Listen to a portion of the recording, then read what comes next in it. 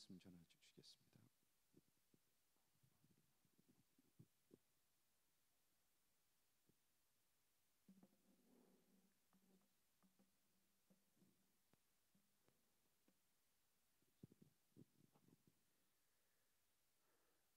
성도 여러분 안녕하십니까? 또 우리가 이렇게 온라인으로 예배드리는 그런 안식이 되었습니다. 이렇게 또 될 줄 몰랐는데 주중에 갑작스러운 결정이 나서 우리가 이렇게 서로 멀리 있는 가운데 예배를 드리게 됐습니다. 오늘 저녁은 7 교회에게 보내는 편지 중에 5번째 편지입니다. 4대 교회의 사자에게 보내는 편지인데요. 오늘 이 말씀을 함께 우리가 살펴보겠습니다. 먼저 요한계시록 3장 1절로 6절에 있는 말씀을 함께 읽어보겠습니다. 요한계시록 3장 1절로 6절입니다. 교독하시면 좋겠는데요. 가능하겠습니까?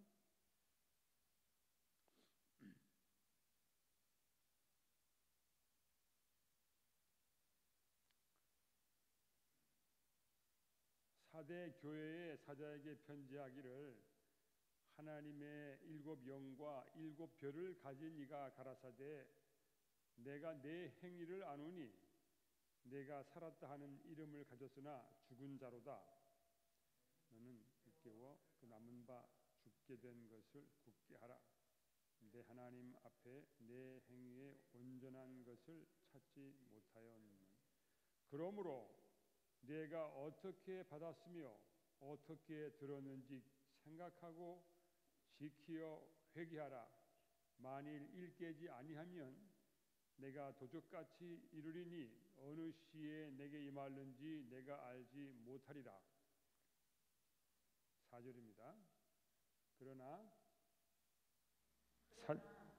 사대에 옷을 입히지 아니한 자 몇 명이 내게 있어 옷을 입고 나와 함께 다니리니 그들은 합당한 자이니 이기는 자는 이와 같이 흰 옷을 입을 것이요 내가 그 이름을 생명책에서 반드시 흐리지 아니하고 그 이름을 내 아버지 앞과 그 천사들 앞에서 시인하리라.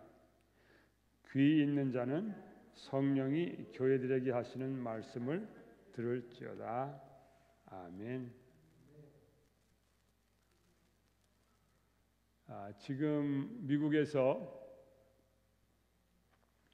대통령 선거가 계속 질질 끌려가고 있습니다. 한쪽에서는 승리했다고 하고 한쪽에서는 법적인 조치를 취하고 있습니다. 미국은 이 선거 때문에 이렇게 골치 아프지만은 우리 칼리지 한인교회 이제 우리도 지금 교회 선거를 하죠. 우리 교회 이번 선거는 깨끗하게 시작해서 말끔하게 끝나기를 기도하고 바랍니다. 우리 모두가 다 그렇게 간절히 기도하고 한 마음 한 뜻이 되면은 순조롭게 내년을 시작할 수 있을 것이라고 믿습니다. 우리 교회는 세상과 달리 투명하고 공정하고 은혜롭게 되어야 하겠습니다. 5번째 편지 4대 교회의 사자에게 보내는 편지인데요. 저는 이것을 준비하면서 힘들었습니다. 왜냐하면은 이거 저한테 하는 말씀 같아가지고 이 가장 심각한 상태에 있는 그 목사에게 말씀을 전하고 계시는데 그뿐만 아니라 그 목사를 닮아가지고 교회도 매우 심각한 상태에 있는 그러한 교회입니다. 그래서 아주 제가 이거 준비하면서 굉장히 힘들었습니다. 저도 정신을 차리고 깨어 있으려고 애를 쓰는데 얼마나 어려운지 참 힘들었습니다. 여기 보면은 예수님께서 어떤 모습으로 나오냐면은 하나님의 7 영과 7 별을 가지신 이가 가라사대 이렇게 나옵니다. 1장 16절에 보면은 예수님께서 자신을 요한에게 계시하셨을 때에 거기 보면은 예수님의 오른손에 7별이 있고 이렇게 이야기를 했었는데요. 여기 7영을 가졌다고 하는 이야기는 거기 없습니다. 그런데 4장 5절에 보면은 보좌 앞에 7 등불 켠 것이 있으니 이는 하나님의 7 영이라 이렇게 되어 있습니다. 그 몇 번째 그런 게 나오는데 결국은 1장에 그 하나님께서 인사하는 말이 나옵니다. 아버지와 성령과 예수 그리스도의 인사 말이 나오는데 거기에 7 영이라는 게 나와요. 그래서 그 인사 말에 기초해서 이 7 영은 요한계시록에서 성령을 나타날 때 사용하고 있는 표현이라고 생각하시면 되겠습니다. 그런데 이곳에서 예수님께서 7 영과 7 별을 가졌다 이렇게 말씀하신 것은 우리가 조금 관심을 가져볼 필요가 있다고 생각합니다. 7 영과 7 별을 예수님께서 결부시키려고 하고 계세요. 우리가 다 아는 대로 7 별은 7 교회의 사자들이에요. 7 교회의 목사들이에요. 그런데 거기에 7 영을 가지셨고 7 별을 가졌다고 하는 그 말은 이 모든 7명의 목사들이 하나님의 영의 지도를 받게 되기를 간절히 바라는 예수님의 염원이 들어있다고 봅니다. 요즘에는 자식이 많지 않지만 옛날에는 자식이 많았죠. 자식이 10씩. 그런데 그런 말 있잖아요. 10손가락 깨물어도 10손가락 중에 아무거를 깨물어도 다 아프다 안 아픈 게 없다 이렇게 이야기했어요. 그런데 자식이 10 있으면은 아주 협조적이고 우호적이고 집안의 분위기를 잡는 그렇게 좋은 자식들이 있는가 하면은 말썽을 부리는 자식들이 있어요. 아주 부모의 속을 애간장을 다리는 자식들이 있는데 아무리 그렇게 애간장을 다리고 말썽을 부리는 자식이라 그래도 그 자식이 아프면요 부모가 또 아파요. 그러니까는 비록 말썽을 부리는 자식이라도 이 부모에게는 대단한 사랑의 대상인 것이죠.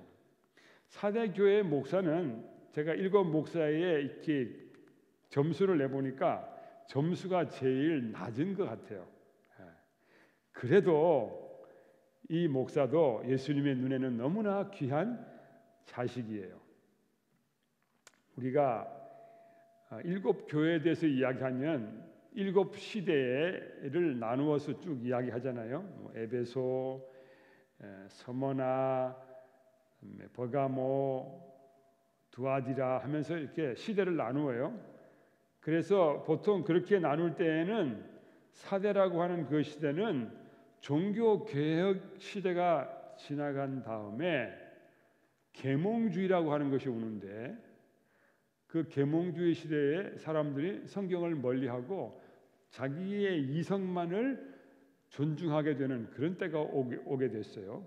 그래서 사대 교회를 그 시대에다가 적용해서 설명하는 일이 계속 있어 왔습니다. 그러나 오늘 저는 본문의 말씀에 그냥 충실하게 그 본문 말씀에 충실하게 따라서 이 말씀을 같이 설명을 해보려고 합니다. 그런데 일단 제가 7 목사를 비교해 보면요, 에베소 교회 목사는 열심히 일하는 목사예요. 문제는 사랑이 식어서 문제지. 서머나 교회 목사는 가난한 목사예요. 그러나 예수님은 부자라고 그랬어요. 버가모 교회 목사 충성된 목사예요. 그러나 약간의 타협이 있었어요. 두아디라 교회 목사 능력이 많은 목사였어요. 그런데 거기는 큰 타협이 있었어요. 사대 교회 목사 죽은 목사, 잠자는 목사예요. 점수가 아주 밑으로 떨어졌어요. 빌라델비아 교회 목사는 능력이 적은 목사이지만은 그러나 충성한 목사였습니다. 라오디기아 교회 목사는 부자였어요. 그러나 뜨뜻 미지근한 목사였습니다. 그래서 오늘 사대교회 목사는 카드의 점수가 매우 낮은 목사입니다. 어쩌면 요즘에 코로나 바이러스로 인해서 지금 모든 교회가 상태가 지금 이렇게 쭉 내려앉고 있어요. 아마 어쩌면 그게 우리한테 지금 잘 적용되고 있는지 모르겠습니다. 이 사대라고 하는 도시는 그 골짜기에서부터 약 1000피트나 한 300m 정도 높은 곳에 위치한 곳이었습니다. 이 곳은 그 리디아라고 하는 왕국의 수도로 있었는데요. 한때 거기에 그 강에서 금이 많이 나와서 굉장히 금이 많은 도시로 알려져 있었습니다. 그래서 굉장히 큰 부자 크로소스라고 하는 그 왕의 이야기가 아직도 전해지고 있습니다. 이 사대는 최초로 동전을 주조한 그러한 곳으로 알려져 있습니다. 높은 절벽 위에 있기 때문에 이 도시는 외적의 공격으로부터 보호가 잘 되는 그러한 도시였습니다. 그럼에도 불구하고 두 차례 급습을 당해서 완전히 그 도시가 넘어가는 그러한 때가 있었는데, 처음에 있었던 것은 기원전 547년에 여러분이 잘 아시는 고레스 대왕의 군대가 그곳을 점령했습니다. 여기 테네시랑 비슷한 것 같아요. 이렇게 깎아지듯이 높은 절벽 위에 평평한 데가 있고 거기에 이렇게 도시가 있었습니다. 여기 테네시가 상당히 그런 게 많잖아요. 그런데 거기 용감한 사람들이 그 절벽을 타고 올라가 가지고 들어가서 성문을 열어서 적군이 들어가서 그 성이 무너지는 그러한 슬픈 비극을 맞았습니다. 그리고 나서 또 217년 기원전 217년에 안티오코스 대제라고 하는 왕이 또 비슷한 방식으로 그 도시를 점령했던 곳이 있었습니다. 사실은 그 도시를 점령했을 때에 그 도시의 백성들은 깊은 잠에 빠져 있었습니다. 아무도 우리 도시에 들어올 수 없다고 믿었던 것이죠. 사대는 지난번에 우리가 공부한 두아디라로부터는 남동쪽으로 약 40마일 떨어져 있는 곳이고, 서머나로부터는 동쪽으로 50마일 좀 떨어져 있었습니다. 기원전 7세기와 6세기에 리디아 왕국의 수도였습니다. 그리고 이 사대로부터 페르시아의 수도까지 연결되는 도로가 있었어요. 그래서 대단한 무역이 진행됐습니다.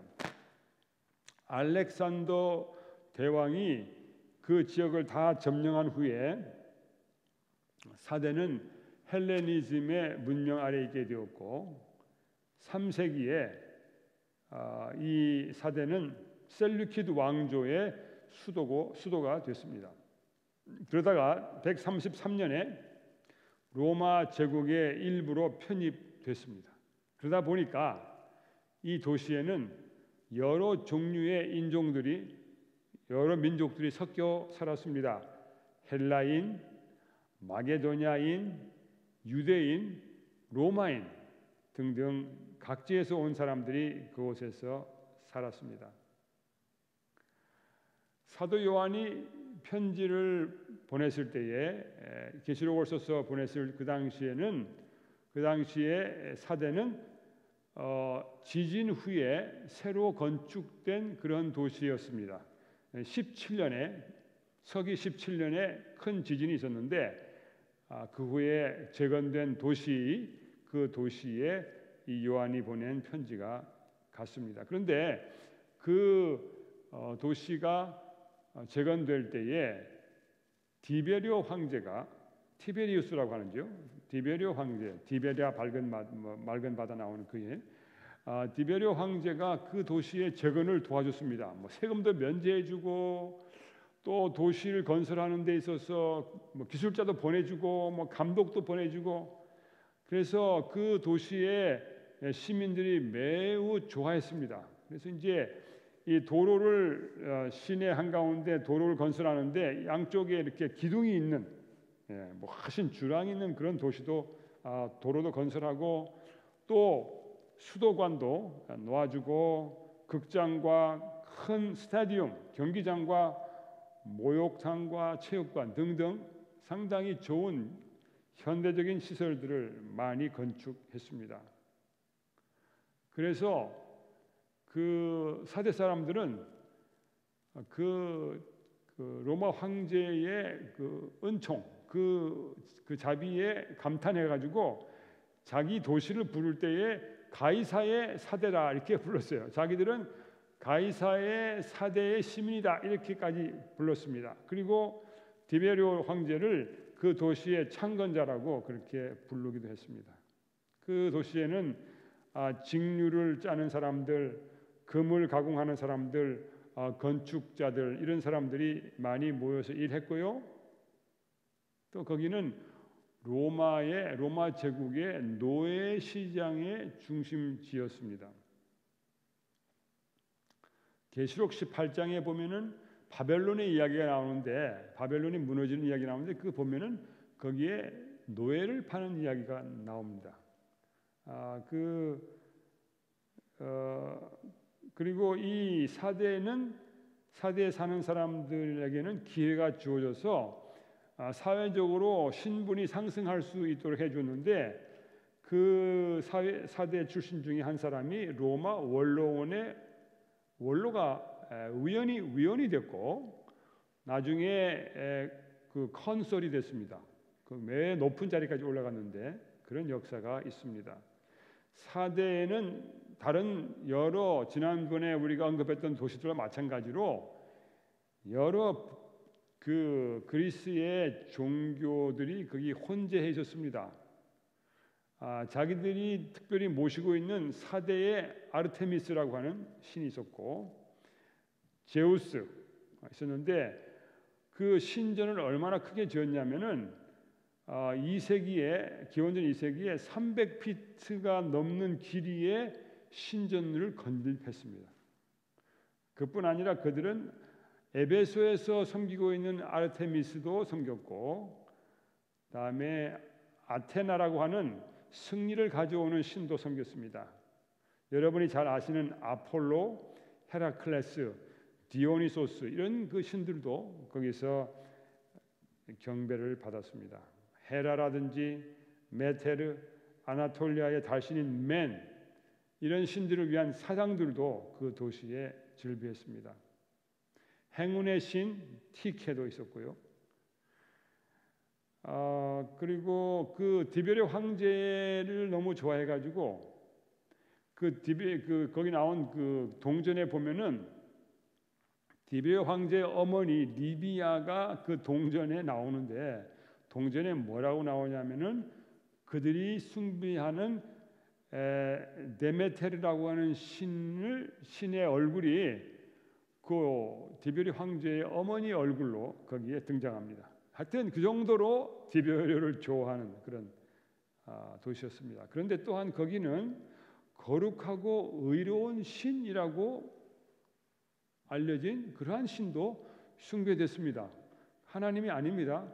계시록에 하나님을 거룩하고 의로운 하나님이라고 그랬는데 그도 자기네들도 자기 나름대로 그런 것이 있었습니다. 그리고 아르테미스 여사제들과 제우스의 남사제들 이런 사람들은 도시의 시민들로서 돈이 많은 사람들이었는데 그 사람들이 도시의 행사 비용을 대고 거대한 행사들을 거행했습니다. 또 유명한 술신 디오니수스라고 하는 그 신들을 섬기는 사람들이 모이는 계가 있었어요. 또 농업의 시인 아티스라고 하는 신을 섬기는 사람들의 계 모임도 있었고 아폴로 신을 섬기는 사람들의 계 모임도 있었어요. 그래서 아주 복잡하고 다양한 여러 가지 잡신을 섬기는 일이 거기에 있었습니다. 그뿐 아니라 다른 도시와 비슷하게 황제 숭배, 로마를 숭배하는 그러한 제도가 있었는데 로마를 상징한 여신 로마, 이름이 로마입니다. 그런 그 신을 숭배하기도 했고, 기원전 1세기가 끝나기 전에 아우구스투스를 위한 건물을 짓기도 했습니다.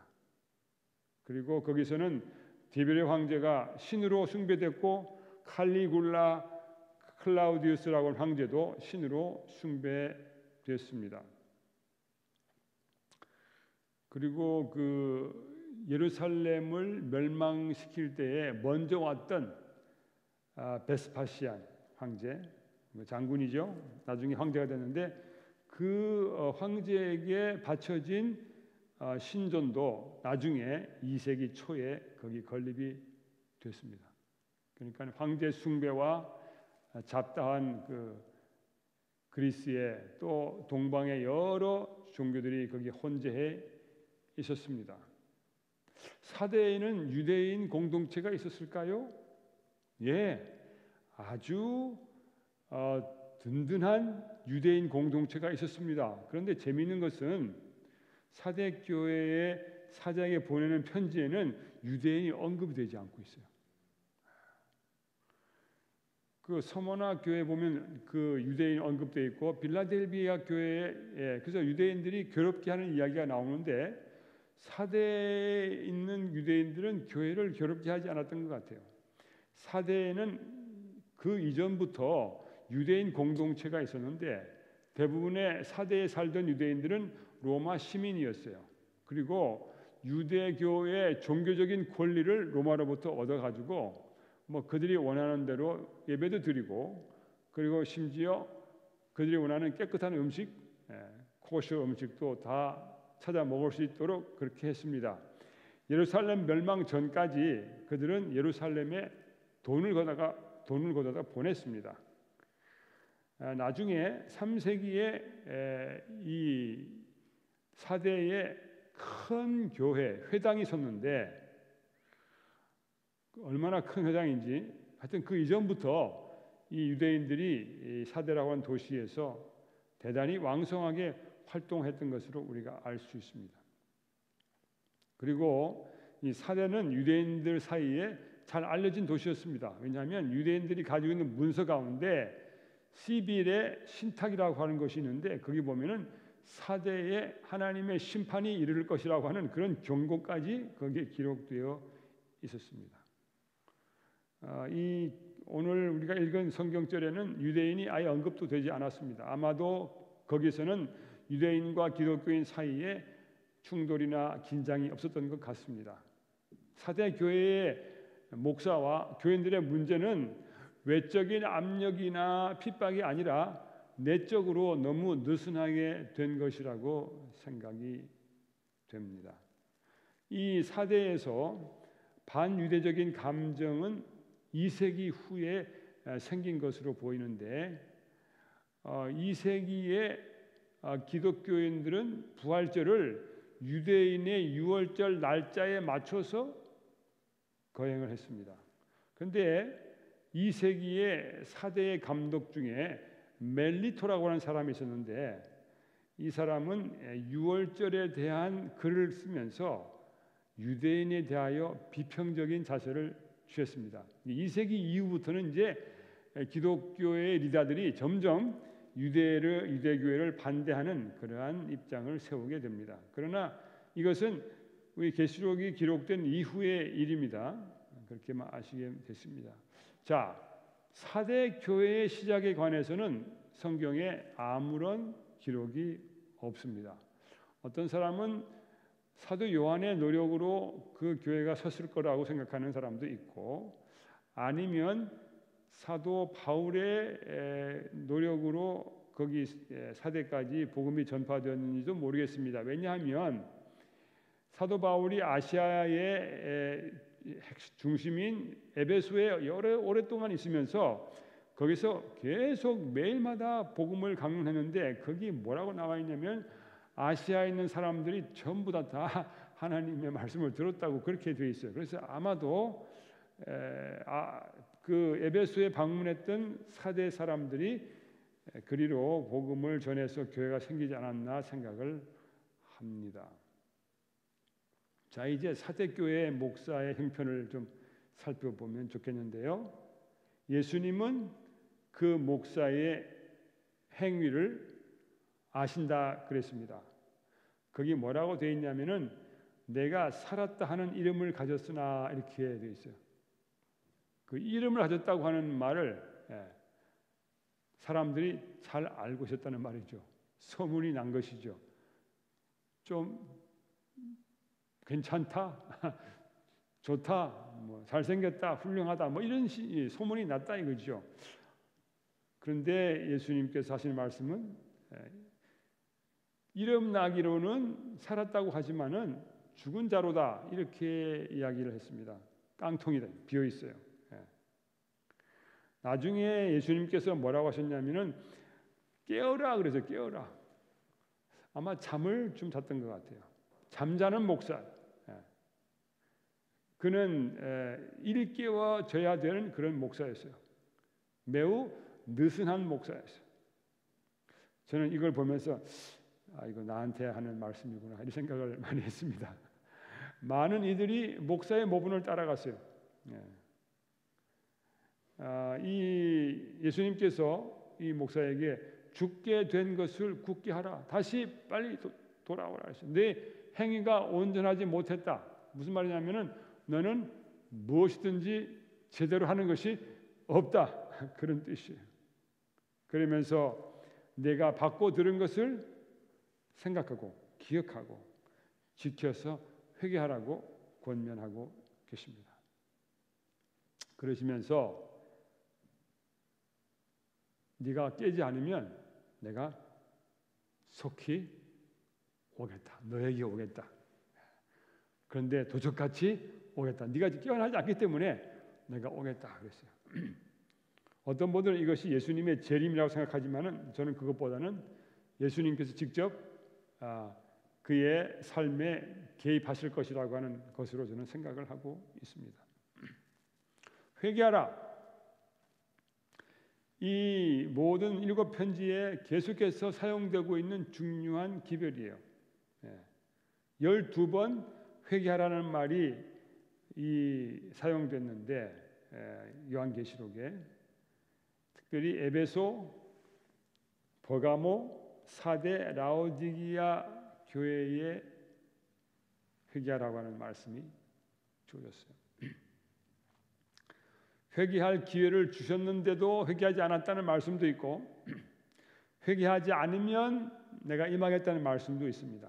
그리고 다른 곳에 보면은 사람들이 회개하지 않는 이야기가 나옵니다. 하나님께서는 사대교회 목사에게 회개하라고 기회를 줬습니다. 어떤 분들은 회개는 평생 한 번만 하면 되는 줄 알고 생각하세요. 절대로 아닙니다. 회개는 예수님 처음 믿을 때 회개해가지고 신앙생활 하는 가운데 계속해서 회개가 필요한 것입니다.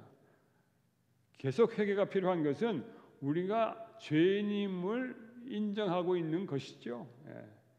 이 사대교회 목사는 자기의 심각한 상태 때문에 예수님으로부터 회개하라고 하는 권면을 받았습니다.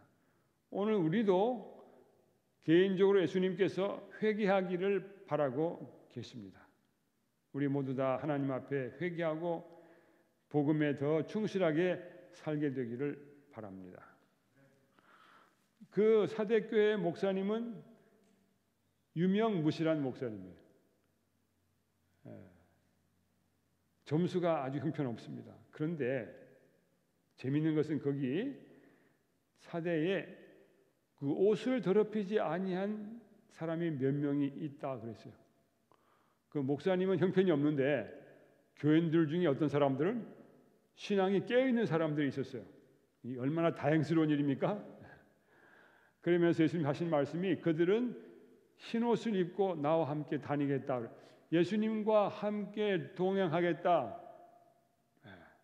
비록 목사는 그 구실을 잘 못하지만은 그러나 이 신자들은 소수의 신자들은 예수님과 함께 동행하겠다는 말씀을 했습니다. 다시 말해서 이 교회의 대부분의 사람들은 목사의 뒤를 따라서 그리 갔고, 소수의 몇 명은 끝까지 믿음을 잘 유지하였습니다. 예수님과 밀접한 관계를 유지하는 교인들이 있었다는 것이죠. 얼마나 다행스러운 일인지 모릅니다. 목사는 죽었으나, 목사는 유명무실하나 교회는 무너지지 않습니다.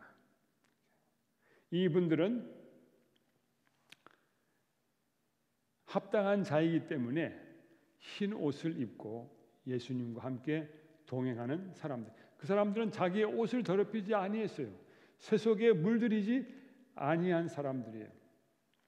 오늘날 세상에 이 세속의 물결이 얼마나 심하게 우리를 공격하고 있습니까? 너무나 우리가 쉽게 세속에 물들 수 있어요. 그러나 이 사대 교회에 있던 몇 사람들은 그 목사가 제대로 그들을 인도하지 못할지라도 신실하게 그들의 믿음을 붙들고 예수님과 함께 동행하는 그러한 경험을 했습니다. 그러면서 예수님께서 하신 말씀이 뭐라고 하셨냐면은, 이기는 자에게는 이와 같이, 사대교회의 몇 명의 사람들이 그렇게 한 것처럼 이와 같이 흰 옷을 입고 그렇게 될 것이라고 말씀을 했습니다. 예수님께서는 그 사람들의 이름을 생명책에서 흐리지 아니할 것이라고 말씀했습니다. 그 흰 옷은 순결과 거룩함과 명예를 상징합니다. 그들의 삶은 복음에 일치하게 순결했습니다. 그들은 하나님을 위한 봉사에 자기 자신을 거룩하게 구별하였습니다. 그래서 그들의 이름은 가치 있게 여겨졌습니다. 그래서 그들은 흰 옷을 입고 다니는 사람들이라고 불렸습니다. 이와 같이 그들은 흰 옷을 입을 것이요, 내가 그 이름을 생명책에서 반드시 흐리지 아니하고 그 이름을 내 아버지 앞과 그 천사들 앞에서 시인하겠다고 했습니다. 내가 그들을 안다고, 그들은 나와 함께 동행한 사람들이라고 예수님께서 그렇게 시인할 것이라고 말씀했습니다. 얼마나 아름다운 예수님의 약속입니까? 요한계시록에서 그 이름이라고 하는 것이 얼마나 중요한지, 이름이라고 하는 그 헬라어가 37회 사용됐습니다. 그런데 오늘 이 편지에, 이 짧은 편지에 이름이라고 하는 건 4번 나옵니다. 맨 처음에는 살았다는 이름이 거기 나오죠. 그때는 그 이름이 명성, 그러겠죠. 근데 나중에 3장 4절에 그 옷을 더럽히지 아니한 몇 명이 있다고 그러는데 그 몇 명도 이름이었어요. 몇 이름이라고 했어요. 그 다음에 이기는 사람의 그 이름을 생명책에서 흐리지 않겠다 하셨고, 그 이름을 하나님 앞과 천사들 앞에서 시인하겠다고 말씀했습니다. 이름 너무너무 중요해요. 재밌는 것은 유대인들은 하나님의 이름을 부르지 않고 하나님 이름 대신에 그냥 이름이라고 불러요. 그 정도로 이름이 중요해요. 여러분, 사람들이 아무개 하면은 이름만 다 가지고 뭐예요? 벌써 다 점수가 나오죠. 점수가 나와. 예. 아무개 하면 벌써 이름값 하네. 예. 이름 너무너무 중요한 것이요. 사대 교회 이 성도들, 그들은 하나님 앞에서 신실했기 때문에 그들의 이름이 생명책에 기록될 것이고, 이름이 지워지지 아니할 것이고, 예수님께서 그 이름을 시인할 것이. 나 그 이름을 안다. 네. 아름다운 약속의 말씀입니다. 그리고 이제 맨 마지막에 귀 있는 자는 성령이 교회들에게 하시는 말씀을 들을지어다, 이런 말씀이 또 있습니다. 매 편지마다 끝에 혹은 끝에서 두 번째 이 말이 나옵니다. 사대교회의 이 문제, 사대교회 목사의 그 이 문제, 꼭 여기만 해당되는 것이 아니라 어느 교회든지 어느 목회자에게든지 이런 일이 일어날 수가 있습니다. 우리 자신에게도 이것이 교훈이 된다고 생각해야 됩니다. 사대 교회의 사자에게 말씀하시다가 맨 마지막에 교회들에게 하시는 말씀을 들을지어다라고 이야기하십니다. 사자로부터 시작해서 교회로 그리고 교회들로 끝나게 됩니다. 동시몬을 그리면서 적용의 범위가 점점점 더 넓어지는 것입니다. 7교회뿐만 아니라 온 세계의 교회, 1세기의 교회뿐만 아니라 오는 여러 세대의 교회에 이 말씀이 적용될 것입니다. 예수님께서 사대교회 목사에게 그리고 그 교회에게 말씀하셨는데 성령님께서는 이 기별 속에서 우리에게 무엇을 말씀하고 계십니까? 우리 교회 담임 목사님에게 뭐라고 말씀하실까? 우리 각자에게 뭐라고 말씀하실까? 오늘 우리가 사대 교회의 목사님에게 보내는 편지, 그 교회에게 보내진 이 편지를 보면서 우리는 무엇을 생각해야 될까? 유명무실한 목사는 점점 아래로 내려가고 있지만은 그러나 거기에 예수님과 동행하는 소수가 끝까지 교회를 붙들고 있다고 하는 것은 얼마나 희망적인 일입니까? 그런데 그보다 더 중요한 것은 이렇게 말썽 많이 일으키는 목사죠. 유명무실한 목사고 교회가 정말 힘이 없지만은 그러나 열 손가락 깨물어도 안 아픈 거 하나도 안 아플 거 없다는 뜻으로 이 사대교회 목사도 예수님에게는 너무나 중요한 사랑의 대상이고 예수님께서 끝까지 붙들기를 원하시는 교회인 것입니다. 사랑하는 성도 여러분들, 예수님은 사랑이시고 우리를 사랑하시기 때문에 자신의 생명을 다 내어주시고 끝까지 우리를 붙드시고 우리가 하나님 안에서 행복하고 아름다운 그러한 생애, 순결하고 거룩한 생애를 살기를 원하십니다. 예수님의 그 열망, 예수님의 그 소원에 부응하는 우리가 되기를 간절히 바랍니다.